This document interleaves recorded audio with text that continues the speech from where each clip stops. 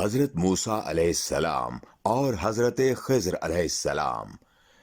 ایک روز حضرت موسیٰ علیہ السلام اپنی قوم بنی اسرائیل کو خطبہ دینے کے لیے کھڑے ہوئے تو ان میں سے ایک شخص نے پیغمبر خدا سے سوال کیا کہ اے نبی اللہ، اس وقت روئے زمین پر سب سے زیادہ علم والا کون ہے؟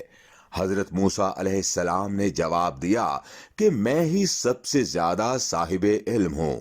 اس پر اللہ تعالی حضرت موسیٰ علیہ السلام سے ناراض ہوئے کہ انہوں نے علم کو اللہ کی طرف نہیں لوٹایا کہ سب سے زیادہ علم والا تو خدائے بزرگوں برتر ہے۔ اللہ تعالیٰ نے ان کی طرف وحی کی کہ ہمارا ایک خاص بندہ آپ سے زیادہ علم رکھتا ہے، تو حضرت موسیٰ علیہ السلام کے دل میں اس بندے سے ملنے کا اشتیاق پیدا ہوا، جس پر انہوں نے خدا سے دریافت کیا کہ اے اللہ، مجھ کو آپ کا وہ خاص بندہ کہاں ملے گا؟ میں ان صاحب علم شخصیت سے ملاقات کرنا چاہتا ہوں۔ اللہ نے فرمایا کہ جہاں دو دریا آپس میں ملتے ہیں، ہمارا وہ بندہ آپ کو وہاں ملے گا، اور ملاقات کی نشانی یہ ہوگی کہ اپنے ساتھ ایک مردہ مچھلی لے لیں، جہاں پر آپ سے وہ مچھلی گم ہو جائے وہیں آپ کی ملاقات اس سے ہوگی۔ خداوند کریم نے اس واقعے کو قرآن مجید میں سورہ کہف میں بیان کیا ہے۔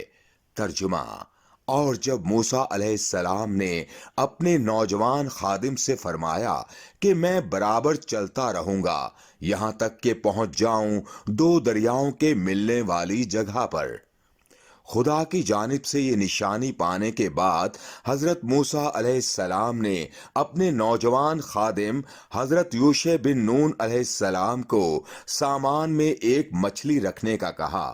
حضرت یوشع علیہ السلام کو ساتھ لے کر روانہ ہوئے۔ قرآن کریم نے یہاں مقام ملاقات کے حوالے سے دو دریاؤں کے سنگم کا ذکر کیا ہے۔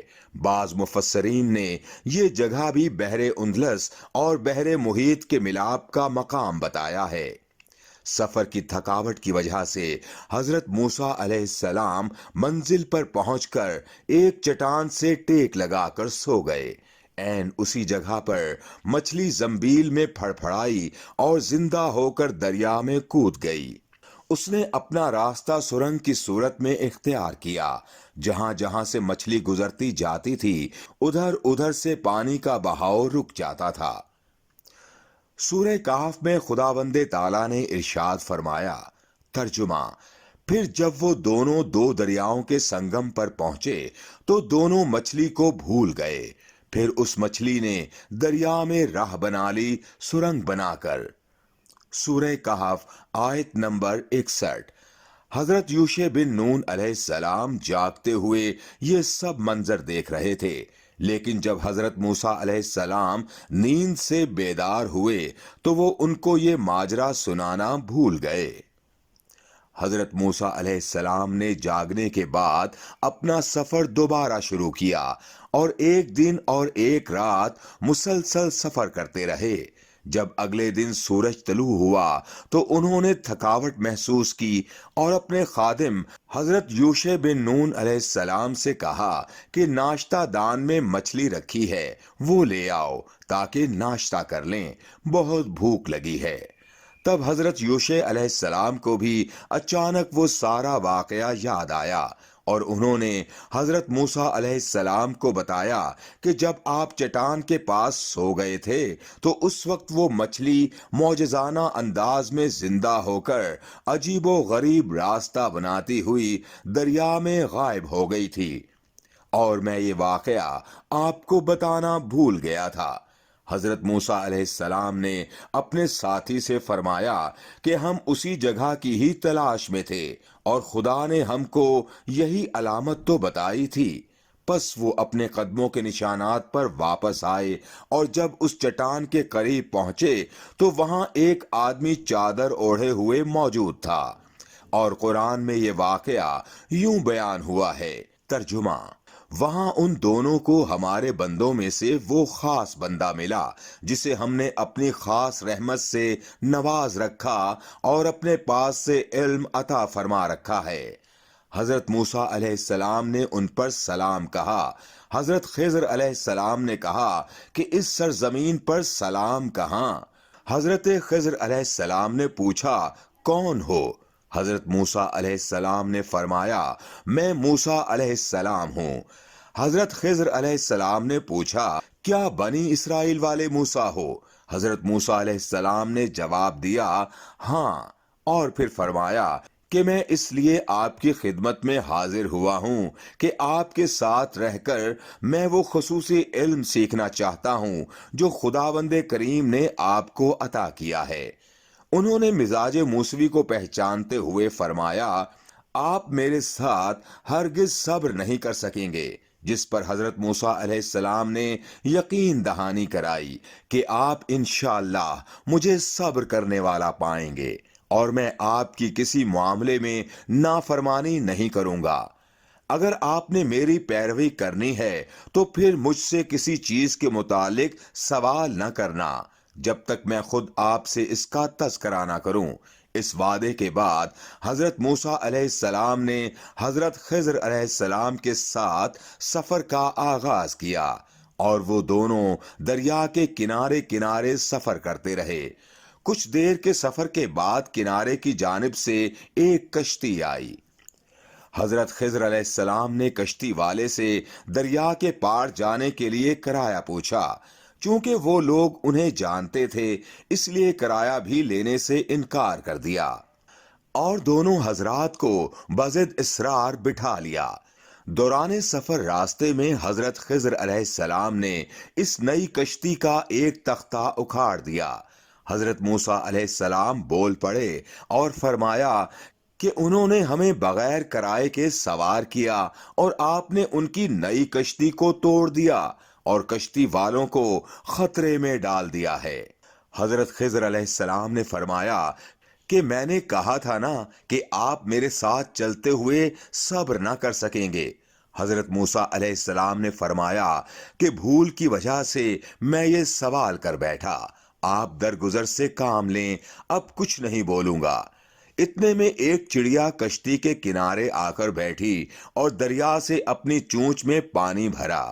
حضرت خضر علیہ السلام نے موسیٰ علیہ السلام سے فرمایا کہ میرا اور تیرا علم اللہ تعالیٰ کے علم کے مقابلے میں صرف ایسے ہے جیسے اس چڑیا نے اس دریا میں اپنی چونچ کے ساتھ پانی میں کمی کی ہے۔